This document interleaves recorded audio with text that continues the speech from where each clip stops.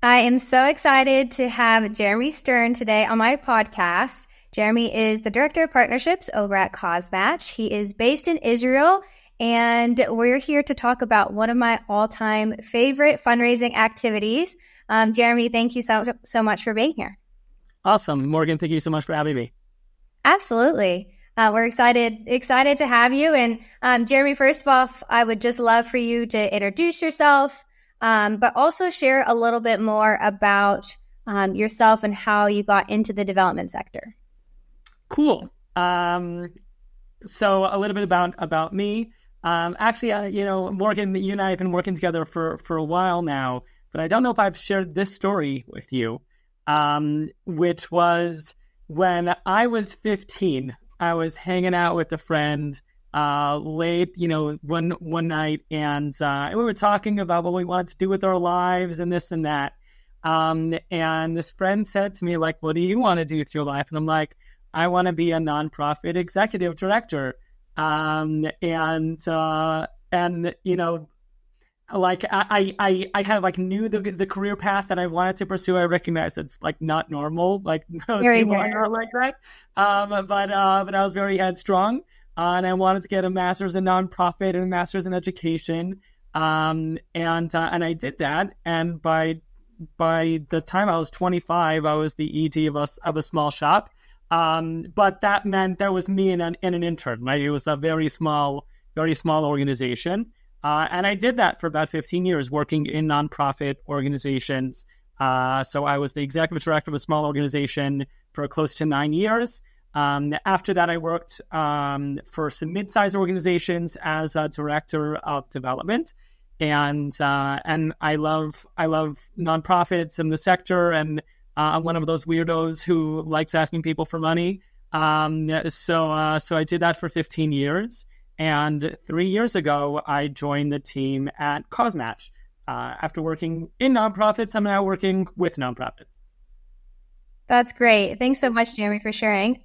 What a rare story, because there's so many people who, oftentimes don't even know what it means to be in the development sector when they're growing up and they're trying to figure out the profession. So it's amazing that you are, that you figured that out early on. And then you can also, being a part of, small shops, really empathize with the to-do lists on EDs and fundraisers, what they need to accomplish in a year. And that's what, hopefully this podcast can provide is some new ideas, some new tools and resources of how we can engage new donors, bring new donors to the table, especially on a international perspective. And a huge reason why I wanted to have you here today was, to kind of geek out on one of our favorite fundraising tools, which is peer-to-peer fundraising. So Jeremy, I would love for you to share a little bit more about your previous experience with peer-to-peer fundraising, and or maybe let's back up and what is peer-to-peer fundraising? So what is peer-to-peer fundraising? How can we best utilize it? And how have you utilized it as a past ED? Sure. So peer-to-peer fundraising is a development model for nonprofits in which individuals within the community of the organization take on personal fundraising goals and reach out to their friends, family, networks, associates in order to raise money for the cause. So it's one peer reaching out to another peer and raising money for the cause. The way that we typically do it at CauseMatch, and we're a digital fundraising platform. We've been doing peer-to-peer now for over 8 years. We typically do these campaigns around a giving day, right? So it's a coordinated effort for the organization in which so many people around the community of the organization are taking on these personal fundraising goals. And it's kind of, to break it down pretty simply, if you have 100 what we call ambassadors for the cause, who each take on a personal fundraising goal of raising $1,000, and you can have a campaign that's raising $100,000 for your cause. So that's peer-to-peer fundraising. So I mentioned that I've been at CauseMatch now for 3 years. I was actually a client for 5 years. I was one of the first clients actually at CauseMatch. I was client number 40. This was back in 2016. And again, when I was running a small shop, and we had like a spring fundraiser where we raised something like $8,000 or $9,000 a year, and like that was a lot of money for us that we were raising. And I had a friend we actually went to elementary school together, and she said, "Hey, Jeremy, working at this new company called CauseMatch, and you run a nonprofit. I'd love to go out for coffee and share with you what we're doing."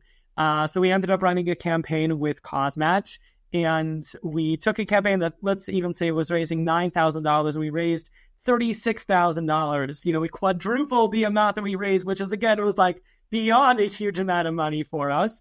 And that was my first peer-to-peer fundraiser. That's great. Yeah. I mean, and that's the power of peer-to-peer, right? Is getting to engage, mobilize new donors to help increase your overall fundraising goal. But in your experience, what sets it apart, peer-to-peer, from traditional fundraising activities? And do you believe it effectively brings in new donors? So kind of share too, and not only, like you're saying, it quadrupled your revenue or your campaign goal, but how does it also effectively bring in new donors? Yeah. What's great about peer-to-peer is that it really expands the reach of the organization, and organizations can just scale up their fundraising success. So we actually distinguish between crowdfunding and peer-to-peer, right? Crowdfunding is a broad appeal that might be, let's say, a typical Giving Tuesday campaign, or like the appeal that I described that we used to do at the organization that I was running, where we're kind of spray and pray, right? Where you're sending out mass emails or mass letters and putting some posts up on social and hoping for the best, right?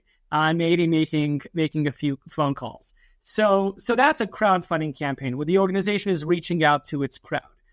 Peer-to-peer takes it a whole next level, which is where you don't just have the organization reaching its native donor base, but now you have this pool, this community of ambassadors who they themselves are reaching out to, again, their friends, their family, their associates, and bringing in so many new donors to the organization. For us, the metric that we're looking for in a successful peer-to-peer campaign is where 80% of the donors are coming through the ambassadors, the peer-to-peer fundraisers. So the organization is still reaching its, home base, right? It's regular donors, but doing so in the context of now this really exciting giving day where I'm not just going to a donation page on the website and, making a $50 donation and hoping that they see it and that I get an automatic receipt. But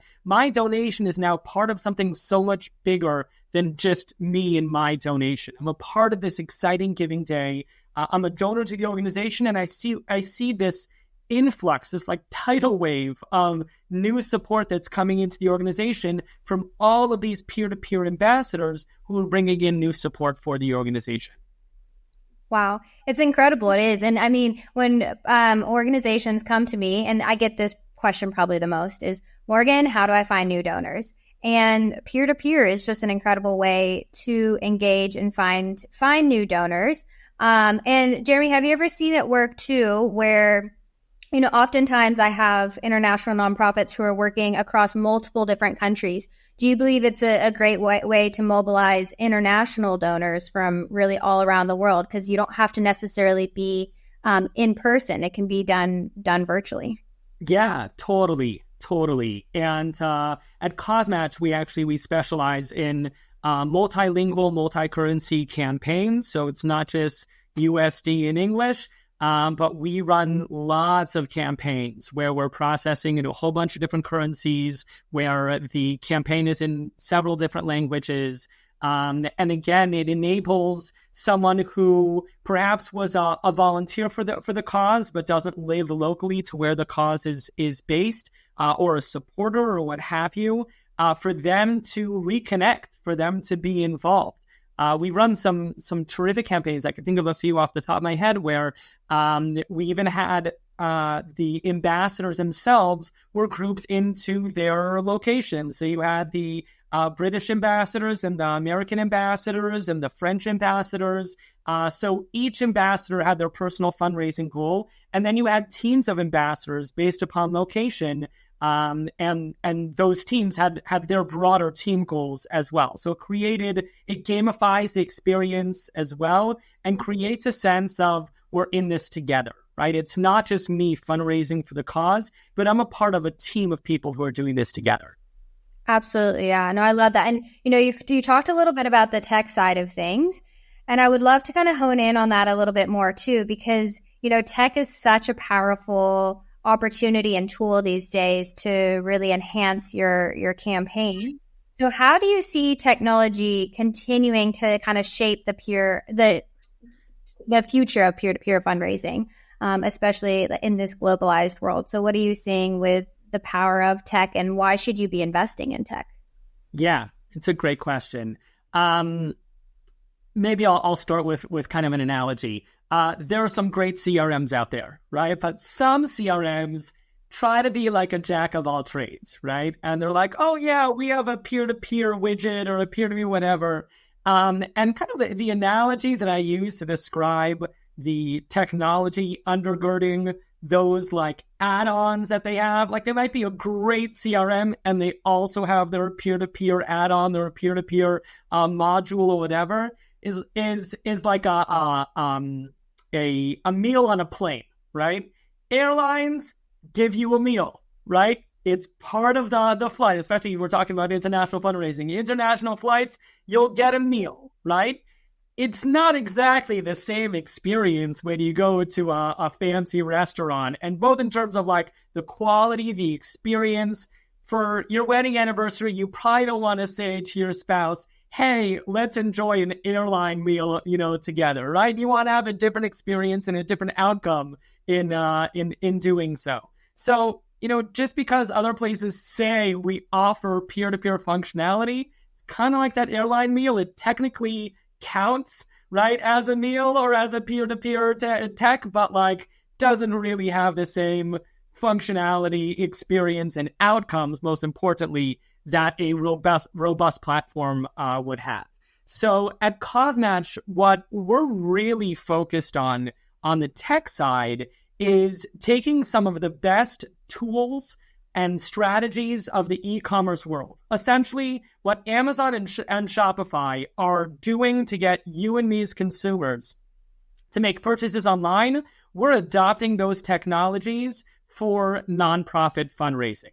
And Amazon's pretty good at it, right? Like they've done a pretty good job in the e-commerce space, and they've really demonstrated that with the right technology and the right user experience, you can get people to purchase things that they weren't expecting that they were going to purchase, right? But also you can get donors to give. And, you think about the experience of a donor and whether, they go to a campaign page and do they really want to give or not? They're kind of on the fence. They may not even be really connected with the cause, but they're only there because their friend sent them their personal fundraising link. And what is their donor journey like, right, in making that gift? Does the site look legit, right? There are all sorts of things. And so having a really streamlined donor journey and checkout process where you're optimizing the donor conversion, where you're making sure that when your donor comes to your campaign page, they're actually going to donate. The industry stats on crowdfunding sites, peer-to-peer sites, is that only 10 to 20% of donors who click on that link actually donate.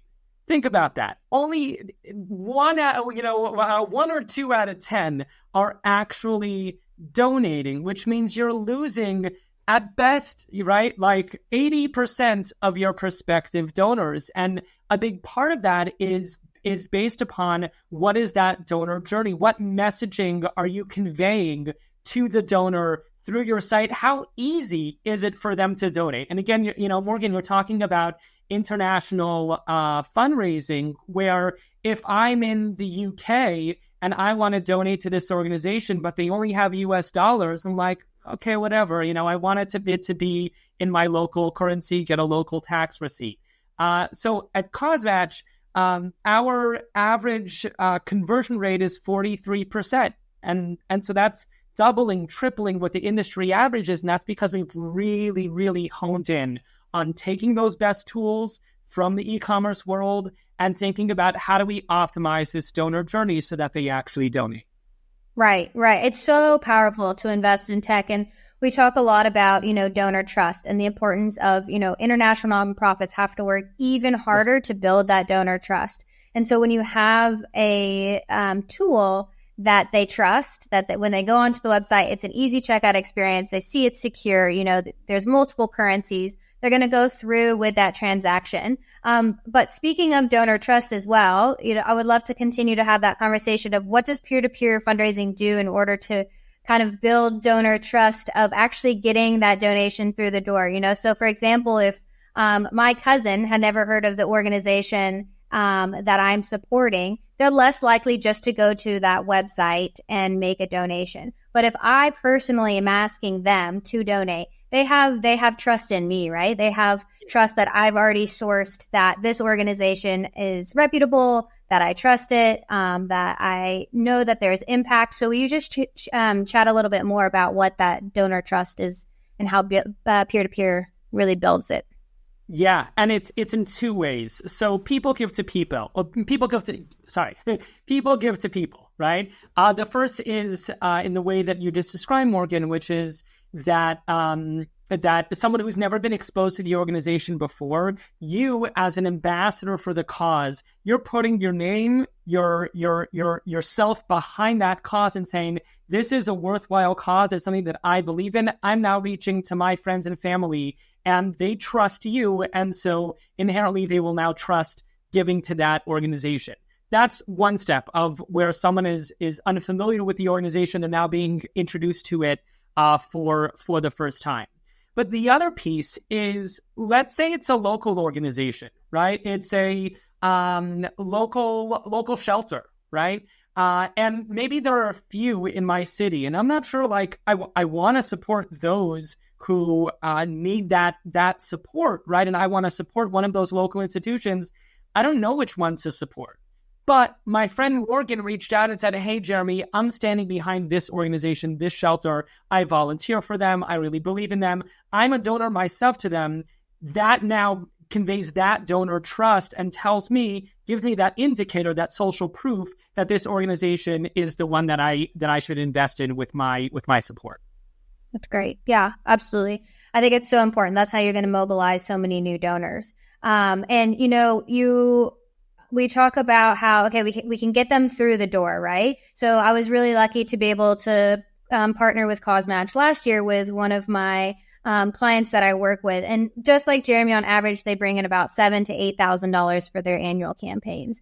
This past year, this campaign, after doing a CauseMatch campaign, brought in over $52,000. But more importantly for them, they had 488 donors, which is absolutely incredible. I mean, just mind-blowing that they were able to mobilize that many donors. So it's all wonderful. We have all these new donors. Now what? So how can we continue to engage those donors past donation, past campaign, so that they remain steady donors or recurring donors, or the next time you have a CauseMatch or a peer-to-peer campaign that they continue to give? Yeah, great question. So number one, you need to have good donor data, right? You need to be working with a platform that's going to give you your donor data and that it's, easily accessible and well organized and things like that.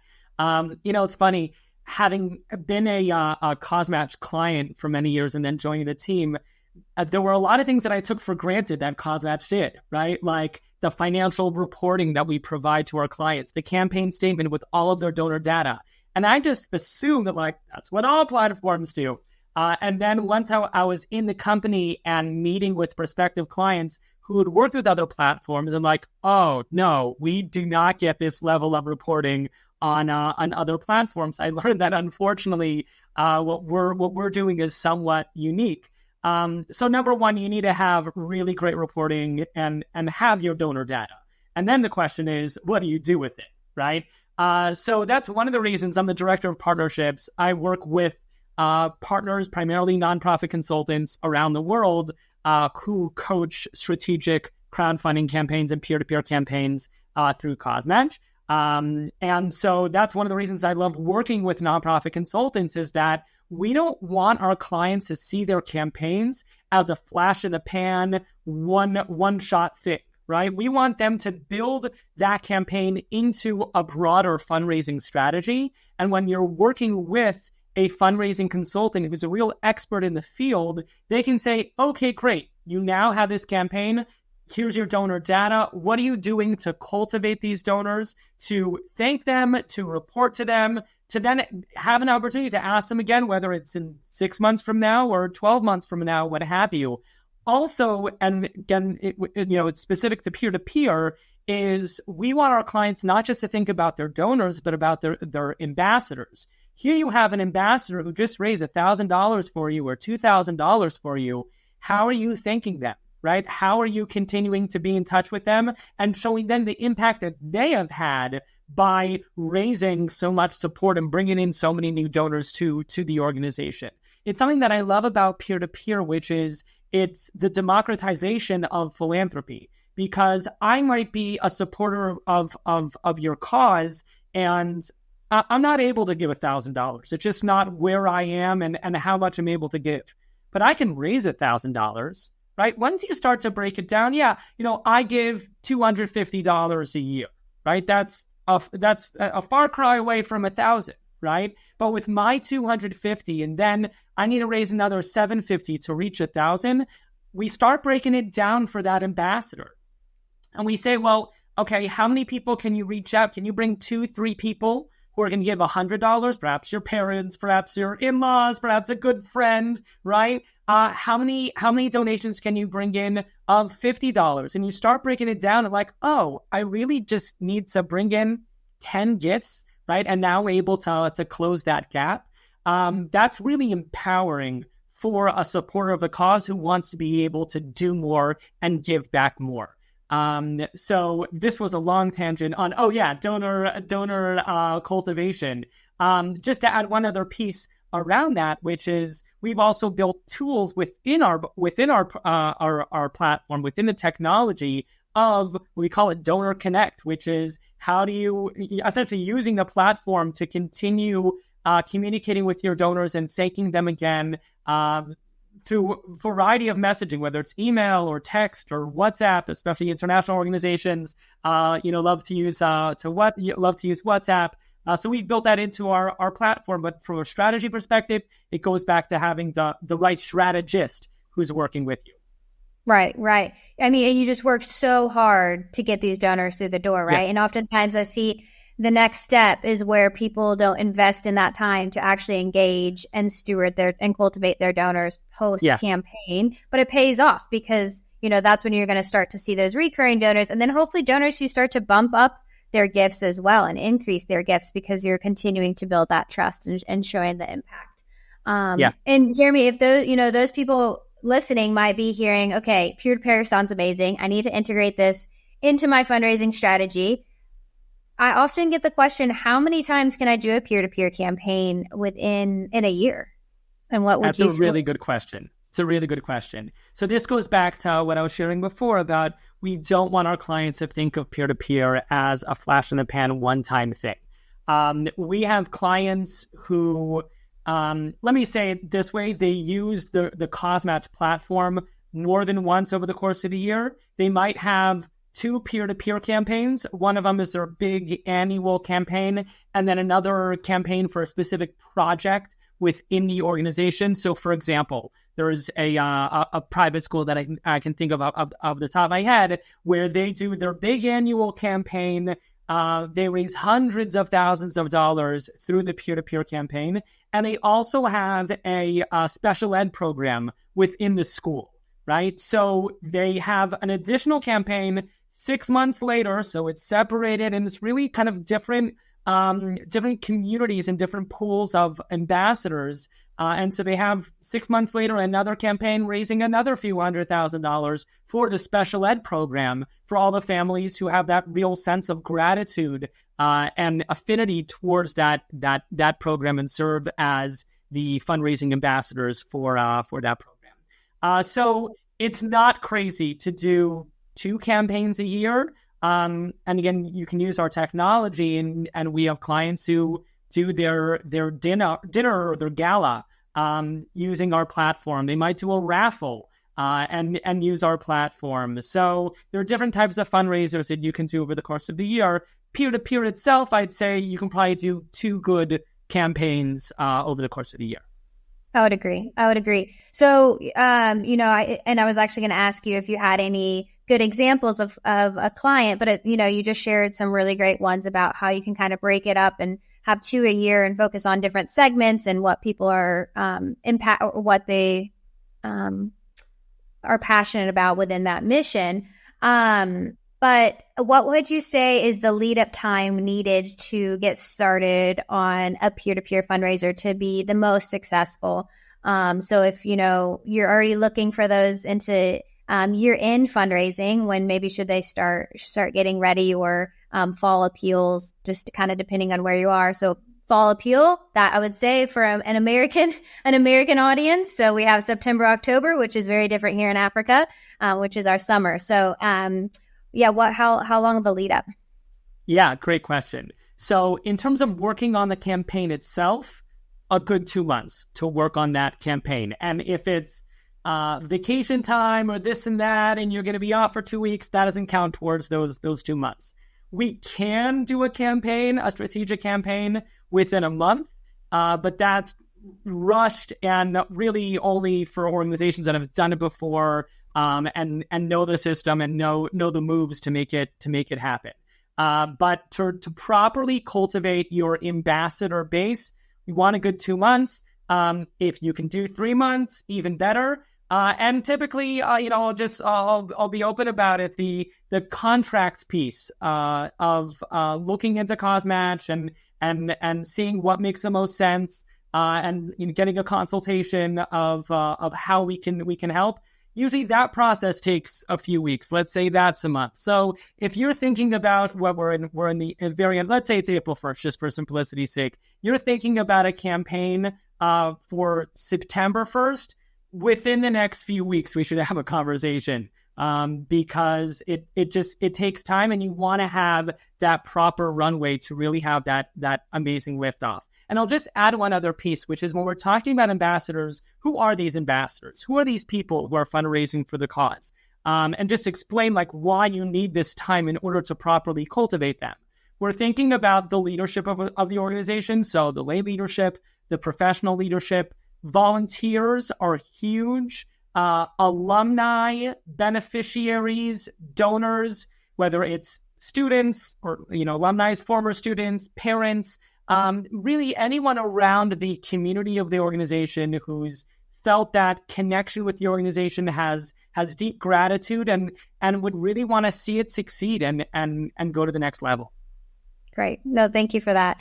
So the time is now. The time is now to start investing in peer-to-peer. I'm going to kind of transition a bit, and it still might be relevant to peer-to-peer, but I mentioned that you are in Israel, and I think it's really fun and just interesting to hear as I'm interviewing podcast guests from all around the world. Looking into Israel, what are some of the popular fundraising activities to find new donors, engage new donors? Is it just peer-to-peer? Is there anything else? It's just out of curiosity, and what's working in Israel? Yeah, great question. Peer-to-peer is huge here. It's a really big piece of the puzzle. Peer-to-peer and crowdfunding and digital fundraising in general really, took off. It was skyrocketed through the pandemic. Over the past year or two, organizations have started to go back and be like, oh, well, maybe we'll do a dinner again or a gala, that kind of in-person event. Over the past year or so, they didn't actually, we just did a dinner last year, and we remember those pre-COVID days, And it wasn't all that great to do dinners, and peer-to-peer is just so much more effective and so much more cost effective. And so now what we're doing is more like of a hybrid model where you do your peer-to-peer campaign, but you do some sort of in-person event to celebrate the campaign, whether it's pre-campaign with your ambassadors as like a launch party, or post-campaign to celebrate the success, and invite certainly your ambassadors and all of your donors, or any donor who gave $100 or more is invited to. Don't make it a stuffy, ballroom type of dinner, right? Like, do a barbecue in someone's backyard, do a wine and cheese, right? Like, do something like that that's just fun and celebratory. That's the model that a lot of organizations are pursuing. I really love that, especially pre-campaign, because you're starting to you can celebrate, and there's that social proof, right? So other people are seeing that, okay, other ambassadors are raising their hands and saying yes to signing up. So I really like that idea of the hybrid model. I think that's really right. cool. Exactly right. Meaning, if you were to ask an individual within the community around your organization, a volunteer, and say, hey, so and so, Susan, would you raise $1,000 for our organization? Most people are not weirdos like you and me, Morgan, and most people don't like asking people for money. And they're like, I don't like fundraising. Can I just write you a check for a few $100, right? Like, don't make me fundraise. But when a peer-to-peer campaign is done right, and you have the right strategy, and you have the right launch for that campaign, you create a sense of FOMO, a sense of community, where it's not just me raising $1,000, but I'm one of dozens, of scores, of hundreds of ambassadors for this cause, and we're all coming together. And that we need each and every one of us to do our part. The phrase we like to say is 1 + 1 + 1 = 1,000,000, right? That the way we'll raise $1 million for this cause, I can't raise $1 million. But with my $1,000 or $5,000 and several, perhaps hundreds of other people who are around this organization, all of the alumni, each taking on their personal fundraising goal, that's how we're going to reach the goal for this campaign. And so you go from this sense of like, people might feel put upon if you ask them to fundraise, to if you do it right with the right strategy and you do a launch party like we're talking about, then you create this sense of community, and I'm a part of something bigger than myself, and a sense of FOMO. I want to be on a winning team. I want to be part of the success and the future of this organization that means so much to me. That's powerful right there. Absolutely. So Jeremy, as we kind of take a close to this all, is there anything else that you want to share, any wisdom, lesson learned that you've learned throughout your career? And it can be relevant to peer-to-peer. It can be anything, but really focusing on on an international perspective to our nonprofit EDs, leaders, fundraisers. Is there anything that you want to leave a parting thought with? Sure. Wow. I wasn't prepared for this question, but I'll tell you something that I think about all the time. Is I think really like one of the biggest challenges for the nonprofit sector in general is the scarcity mindset, right? The reluctance to invest in growth, and this push to be like, what's the cheapest way that we can do this? And if you pay for cheap, you get cheap, right? Like, I say to prospective clients that, you can do a free campaign on GoFundMe and raise a few $1,000s, or look, CauseMatch is a premier product and service. So it will cost a few $1,000s, but you can raise hundreds of thousands of dollars, right? So it's a matter of giving a little bit of an investment in that growth of the organization. And you can cue Dan Pallotta. If anyone hasn't watched his famous TED Talk, just Google Dan Pallotta. Everything we know about nonprofit fundraising is wrong. It's an amazing TED Talk. They just put out a movie called, what is it called? Uncharitable. Yes. So, right, like it's his messaging there that we need to invest in growth, and we need to use business principles for nonprofits, that's really that's something that really speaks to me, and I think is a critical message for the nonprofit sector. I couldn't agree more. I absolutely agree. So, Jeremy, if people are wanting to invest in peer-to-peer, especially with CauseMatch, where can they find you? How can they get in touch? Sure. Thank you. I spend way too much time on LinkedIn, so you send me a message there, I'll be sure to respond pretty quickly. So find me on LinkedIn, just search for me, Jeremy Stern, or work with one of our amazing partner coaches like Morgan, and come to CauseMatch that way. Cool. Awesome. Well, Jeremy, thank you so much for being here. I really appreciate all your great insight. It's always fun geeking out on peer-to-peer fundraising and the power of it. So yes, thank you so much for sharing all your great insight.